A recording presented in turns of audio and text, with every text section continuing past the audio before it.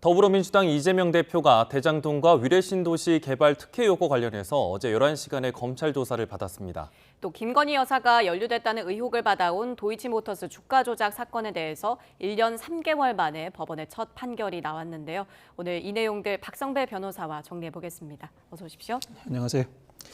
네, 일단 먼저 이재명 대표 검찰 출석부터 좀 얘기를 해보겠습니다. 이 13일 만에 검찰 출석이었는데 그 이 대표는 새로운 증거나 새로운 내용들이 없었다 이렇게 얘기를 하고 있는데 검찰이 어떤 부분에 대해서 수사를 한 겁니까? 우선 대장동 사업 관련 최종 결재권자로서 초과이익 환수 조항을 삭제함으로써 민간 사업자들에게 이익을 몰아주었다는 배임 혐의 수사에 집중했습니다. 네. 아울러 위례 신도시와 관련해서는 부패 방지법 위반, 대장동과 관련해서는 이해 충돌 방지법 위반, 즉 성남시 등의 내부 정보를 유출해 민간 사업자로 하여금 막대한 이익을 취득하게 하였다는 혐의에 대한 수사도 이어졌고 예.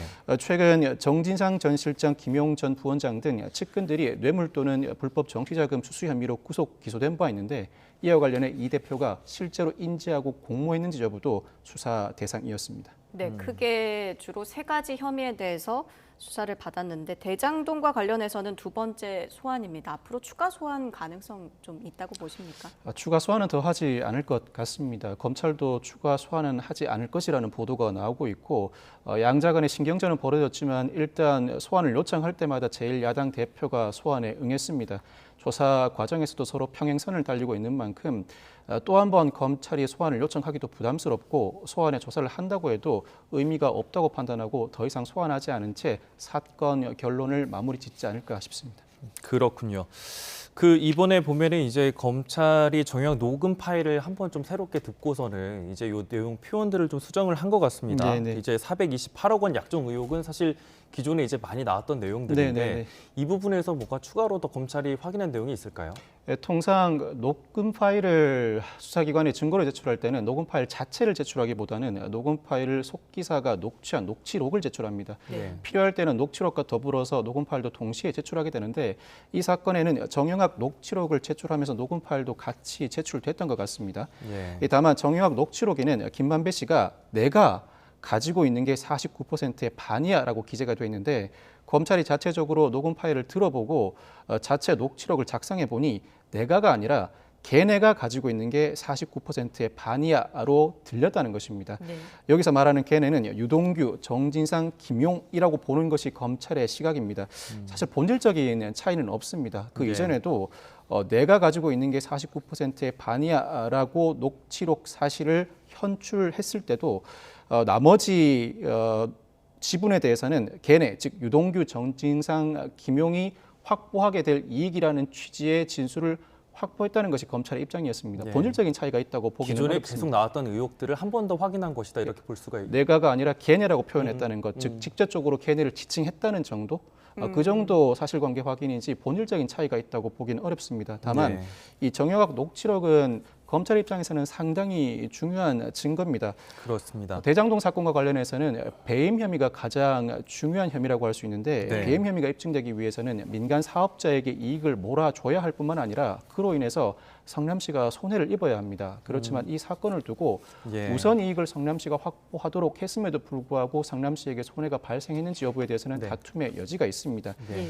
일정한 고의가 있어야만 손해가 발생했다고 평가할 수 있는데 이 고의는 결국 이재명 대표 측이 돈을 받기로 사전에 약정을 했다거나 이재명 대표 측과 민간 사업자들이 오랜 기간 유착 관계를 형성해 왔다는 혐의 입증을 해내야 하는데 만약 이 428억 원 약정 의혹이 사실로 밝혀진다면 이때는 그 자체도 뇌물 약속죄에 해당할 뿐만 아니라 배임 의혹을 좀 더 입증하기가 용이한 단계에 접어들게 됩니다. 예. 예, 법원은 이번에 곽상도 전 의원의 아들 퇴직금 명목 50억 원에 대한 무죄 판결을 내리면서 뇌물 무죄 판결을 내리면서 일단 정영학 녹취록에 대해서 신빙성이 없다라고 판단을 네네. 내린 건데 이게 앞으로 어떻게 이 대표의 수사에 영향을 미칠 거라고 보십니까? 대장동 사건 등에도 일부 영향을 미칠 것으로 예상합니다. 그 네. 이유가 이 곽상도 전 의원 사건에서 이 재판부는 김만배 씨가 남욱 변호사에게 아들을 통해서 곽 전 의원에게 50억 원을 줘야 한다는 내용이나 김만배 씨가 정영학 회계사에게 구체적인 지급 방안을 논의한 사실 자체는 인정했습니다. 이 사실 자체는 모두 정영학 녹취록에 포함되어 있는 내용들입니다. 네. 사실 자체는 인정하면서도 김만배 씨가 사업 공통비 분담과 관련해 분쟁이 발생하자 내가 부담해야 할 그 부담 비율을 낮추기 위해서 누군가에게 거액을 주어야 한다는 취지로 항변하고 있을 뿐만 아니라 이 50억 원을 지급해야 한다는 말을 구체화시킬 무렵에는 성남의 뜰 컨소시엄 문제를 연결시키지 않더라.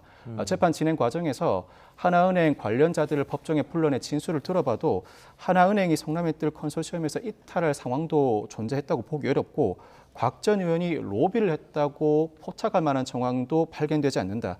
그렇다면 뇌물죄에서는 대가 관계가 핵심인데 이 정영학 녹취록의 김만배 씨의 발언을 예. 사실로 받아들인다고 하더라도 대가 관계가 입증되지 않는 이상은 곽 전 의원에게 뇌물죄를 인정하기 어렵다는 취지의 판시를 한 것입니다. 즉 정영학 녹취록의 일부 증거 능력을 인정하면서도 결국 신빙성이 부족하다는 이유로 무죄 판결을 선고하게 된 것인데 네. 그렇다면 대장동 사건 등 다른 사건에서도 검찰은 정영학 녹취록뿐만 아니라 원 진술자인 김만배 씨의 진술, 나아가서 대가 관계 등 여타 범죄 구성 요건을 충족시킬 수 있을 만한 정황과 물적 증거를 더 확보해야 하는 부담을 안게 됐습니다. 그러니까 따져 보면은 이제 거액을 주기로 논의한 정황 등은 인정할 수 있고 네. 이제 돈 언쟁에 대해서 있었던 사실들은 인정할 수 있지만은 이제 이 돈이 넘어간 거에 대해서 어떤 대가성을 구체적으로 밝혀내지 못했다 뭐 이런 측의 법리로 볼 수가 있겠네요.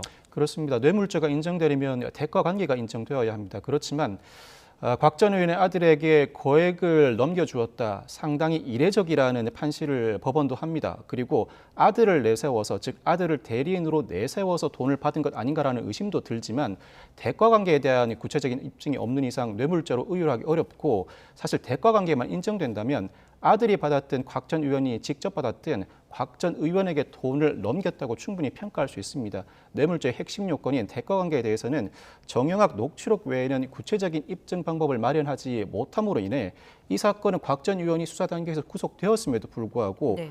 재판 단계에서는 결국 무죄 선고를 받게 된 것입니다. 예, 이 무죄 판결을 두고 정치권 뭐 법조계 또 시민들 사이에서도 좀 이해가 안 되는 부분이 있지 않나 이런 여론도 나오기는 하거든요. 네, 네. 이 부분 어떻게 보십니까? 검찰이 곽 전 의원을 수사 단계에서 구속한 이후에 재판 단계에서는 이미 구속된 피고인이다 보니 다소 느슨하게 대응한 게 아닌가라는 생각이 듭니다.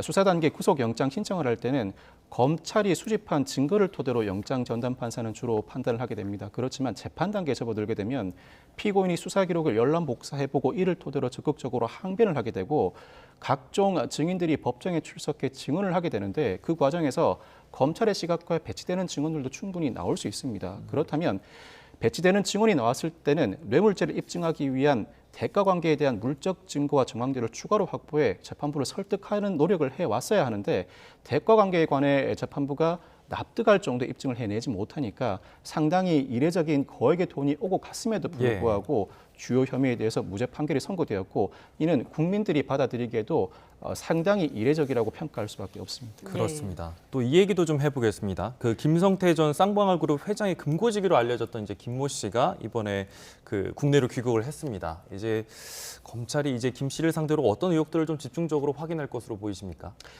김모 씨는 김 전 회장의 매제입니다. 매제이자 그룹의 재경 총괄 본부장으로서 금고지기로 알려져 있습니다. 김 전 회장이 횡령 외에도 대북 송금과 관련한 여러 의혹을 받고 있는데 모두 돈과 결부된 문제입니다. 김 전 회장 스스로도 금고지기가 돈의 흐름은 더 잘 알고 있다고 진술해왔고 이 김모 씨가 이번에 입국함으로써 검찰은 대북 송금 의혹과 관련해서 자금의 조성 경위와 흐름을 밝혀주지 않을까. 또 나아가서는 전환사채 발행을 통해서 변호사비를 대납한 의혹과 관련해서도 추가 단초를 마련해주지 않을까라는 기대를 가지고 있습니다.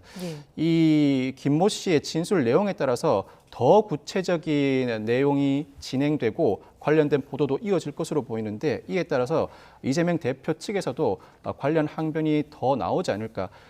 대북 송금과 변호사비 대납 의혹과 관련해서는 김모 씨의 소환과 그 진술로 인해서 양측의 대립이 더 격화되지 않을까 예상합니다. 그렇군요. 예, 이 김모 씨에 대한 수사를 좀 지켜봐야 될 것 같고요. 검찰이 위례 또 대장동 의혹, 성남FC 의혹을 아예 묶어서 구속영장을 청구할 거다 이런 관측도 나오더라고요. 구속영장을 청구할 것이라는 관측도 나옵니다만 구속영장을 청구하지 않을 가능성도 충분히 있습니다. 구속영장 청구를 하기 위해서는 우선 도주 우려가 존재해야 하는데 예. 물론 검찰이 이 정도 사안이라면 충분히 중죄를 얻어낼 수 있다는 판단에 중죄가 예상되면 그 자체가 도주 우려가 있다고 봅니다. 그렇지만 이재명 대표는 제1야당 대표라는 특수한 지위에 있다 보니 네. 도주 우려를 인정하기는 사실 쉽지가 않습니다. 네. 예. 그렇다면 구속영장 청구의 또 다른 사유로서 증거인멸 우려를 들 수는 있습니다. 예. 각종 관련자들의 진술을 번복시킬 수 있다는 우려는 충분히 제기될 만한데 그 전제로서 범죄 혐의가 소명되어야 합니다. 이재명 대표가 여러모로 범죄 혐의를 다투고 있는 상황에서 구속영장 청구를 했다가 영장전담판사가 범죄 혐의 소명이 부족하다는 이유로 구속영장 청구를 기각할 때는 검찰로서는 치명타를 입을 수밖에 없습니다. 예. 이러한 우려뿐만 아니라 구속영장 청구를 한다고 해도 국회 회기가 지속되는 이상 체포 동의안이 가결될 가능성도 상당히 낮아서 이러한 여러 가지 상황을 고려한다면 검찰이 굳이 구속영장을 청구하지 않을 가능성도 더러 있어 보입니다. 예, 일단 이재명 검찰 출석에 대한 이제 수사도 계속해서 본격적으로 이어지고 있고 앞으로 또 영장 청구라든지 소환 일정 같은 것도 좀 챙겨봐야 될 것 같습니다. 그리고 같은 날에 이제 도이치 주가 조작 사건의 1심 선고가 있었습니다. 네. 이제 그동안엔 김건희 여사가 연루됐다 아니다 뭐 이런 의혹 때문에 관심이 굉장히 많았는데 네네. 일단 먼저 판결 내용부터 좀 정리를 해주시겠습니까? 권오수 도이치모터스 전 회장을 비롯한 피고인들이 자본시장법 위반 혐의로 기소가 됐습니다. 예. 자본시장법 위반의 수단은 크게 세 가지입니다. 통정매매, 사전에 일정한 금액과 거래량을 약정하고 사고 파는 방식, 둘째는 현실거래, 여러 가지 유형이 있습니다만 대표적으로는 고가 매수, 시세보다 턱없이 높은 가격에 매수하는 방식입니다. 예. 마지막으로는 내부정보 유출 행위 세 가지로 분류되는데 검찰은 범죄의 시기에 따라서 1단계부터 5단계로 나누어 공소 제기를 합니다. 다만 재판부는 이 중에서 1단계와 2단계 중간 지점인 2010년 10월 20일까지와 그 이후 5단계까지로 크게 나눕니다. 이에 따라서 2010년 10월 20일까지는 자본시장법의 공소시효 10년이 도과하였으므로 면소 결정을 하게 되고 예. 2010년 10월 21일부터 5단계까지는 포괄일조로 판단하지만 대부분의 혐의에 대해서 유죄로 판단을 합니다. 다만 유죄로 판단하면서도 권오수 전 회장의 경우에는 시세 차익을 노렸다기보다 예. 경영상 필요에 의해서 주가 조작에 가담하였다는 사정을 들어서 징역형의 집행유예를 선고했고 예. 대다수 피고인들의 경우에도 실패한 시세 조정, 즉 시세 조정을 시도했지만 이익을 크게 보지 못했거나 오히려 손실을 봤다는 이유로 집행유예를 선고하게 됩니다. 다만 그중 주포 이모 씨의 경우에는 주가 조작과 직접 관련이 없는 회사 관련 재산 범죄로 징역 2년의 실형을 선고받게 됐습니다. 그렇습니다.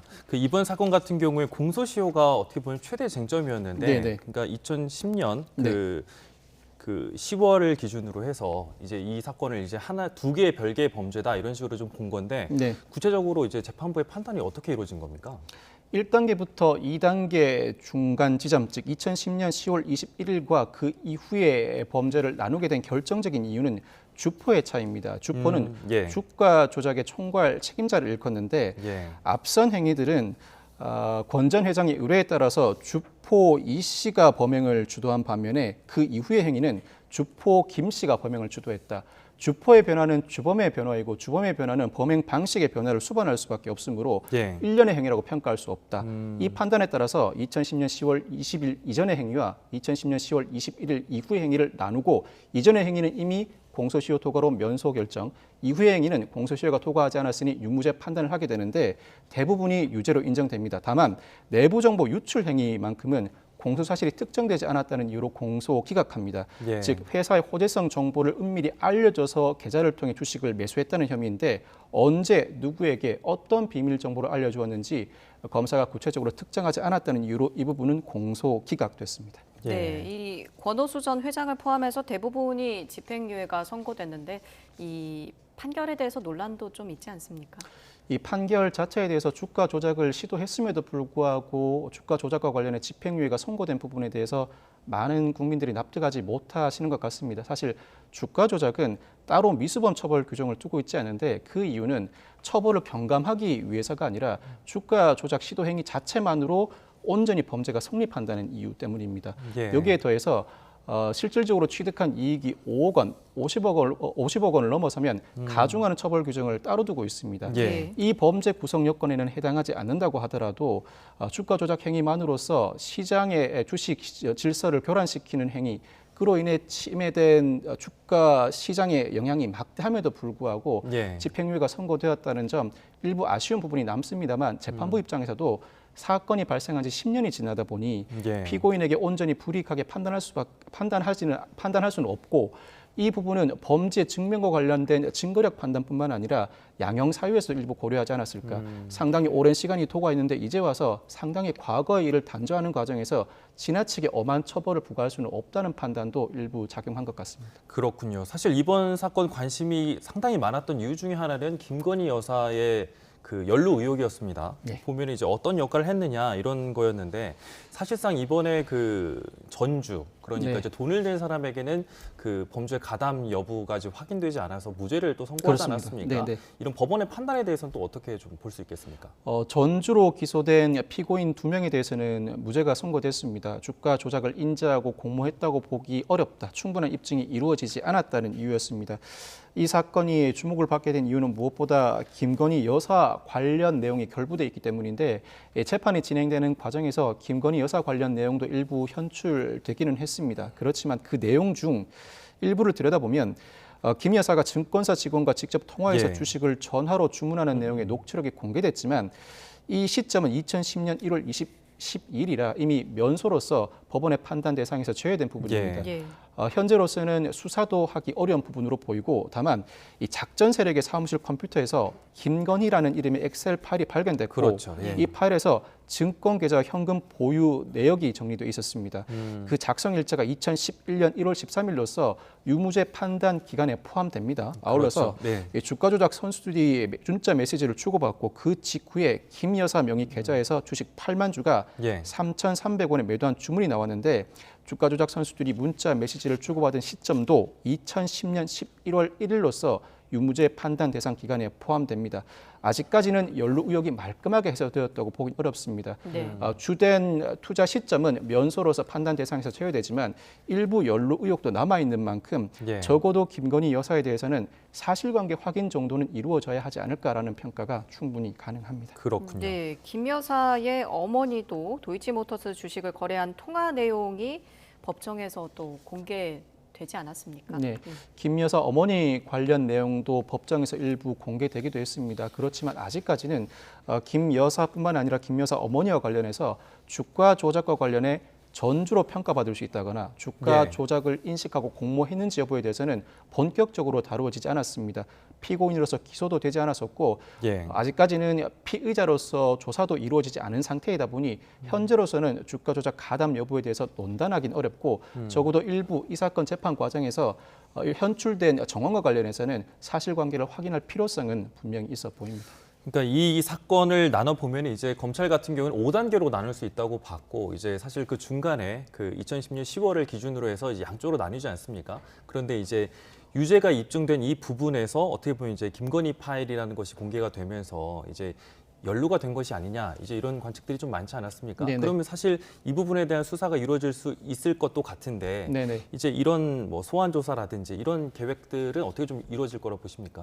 비록 이 사건에서 전주로 기소된 피고인 2명이 무죄 선고를 받았지만 사실관계 확인을 위해서 재판 단계에서 이 정도 내용이 현출된 상황이라면 수사기관 입장에서는 대면 조사가 됐든 서면 조사가 됐든 관련자에게 질문을 하고 답을 얻는 절차는 반드시 거쳐야 할 것으로 보입니다. 예. 그렇지 않으면 문제를 제기하는 이들이 상당히 많을 것 같고 다만 특검 주장과 관련해서는 이미 이 사건에서 전주로 기소된 피고인 2명이 무죄가 선고된 만큼 예. 이 전주로 기소된 피고인 2명과 김건희 여사가 어떠한 차이가 있는지 권오수 전 회장과 어떤 유착 관계가 있어서 단순 투자자를 넘어서서 전주로서 이 사건 주가 조작 범행에 가담했는지 여부를 더 의심할 만한 정황을 제시하여야 특검 주장이 더 큰 힘을 받을 수 있지 않을까 싶습니다. 그렇군요. 예. 그 아무래도 이제 전주 부분에 대한 판단이 일단은 무죄로 났기 때문에 이 부분에 대해서는 어쨌든 비슷한 뭐 특별한 이제 법리적 뭔가 사실이 나오지 않는 이상은 같은 판결이 나올 수도 있다 이런 생각일 수 있겠네요. 네, 그렇습니다. 그래서 단순히 전주라는 평가 자체가 주가 조작에 가담했다는 평가를 내포하고 있습니다. 단순 투자자인지 전주인지를 가늠할 때는 주가 조작 그 자체를 인식하고 공모했는지 여부가 결정적인데 통상은 단순 투자자가 전주로 기소된다고 하더라도 인지하고 공모했다고 보기는 어렵다는 이유로 무죄가 선고되는 경우가 많습니다. 그렇다고 하더라도 유죄가 선고되는 경우도 더러 있기 때문에 사실관계 확인은 해보아야 하고 이 과정에서 다른 단순 투자자와는 다르다는 새로운 주장이나 관련 정황도 충분히 제시하여야 수사에 박차를 가할 수 있거나 특검 주장이 더 큰 힘을 받을 수 있지 않을까 싶습니다. 그렇군요. 마지막으로 하나만 더 여쭤보겠습니다. 그 항소심 이제 앞으로 뭐 이제 항소의 절차를 거치게 되면 또 이제 추가적인 법리 검토가 이루어질 수도 있을 것 같은데 이 부분에 대한 전망을 좀 해보면 어떻습니까? 일부 유죄, 일부 무죄 판결이 난 이상 피고인 측도 검찰 측도 모두 항소할 것 같습니다. 네. 이 어제의 판단은 1심 판단에 불과합니다. 1심 네. 판단에서는 일단 2010년 10월 20일 이전의 범행은 공소시효 토거로 면소 결정을 하게 됐습니다만 네. 항소심은 다른 판단을 할 수도 있습니다. 전체가 면소 대상이 되지 않는 유무죄 판단 대상이어야 한다는 판단을 할 수도 있고 유무죄 판단 대상조차도 면소 대상이라는 판단도 할 수 있습니다. 유무죄 판단도 엇갈릴 수도 있습니다. 1차적인 판단이라고 평가할 수 있고 항소심 단계에서 또 다른 판단이 이루어지거나 상고심 단계에서 또 다른 판단이 이루어질 수 있는 만큼 수사기관은 면소 부분이므로 애초에 수사 대상에서 배제한다기보다는 연루 의혹이 제기된 부분에 대해서는 사실관계를 온전하게 파악하는 조치를 진행해야 하지 않을까 싶습니다. 네, 알겠습니다. 앞으로의 상황을 더 지켜봐야겠습니다. 지금까지 박성배 변호사와 함께했습니다. 고맙습니다. 네, 감사합니다.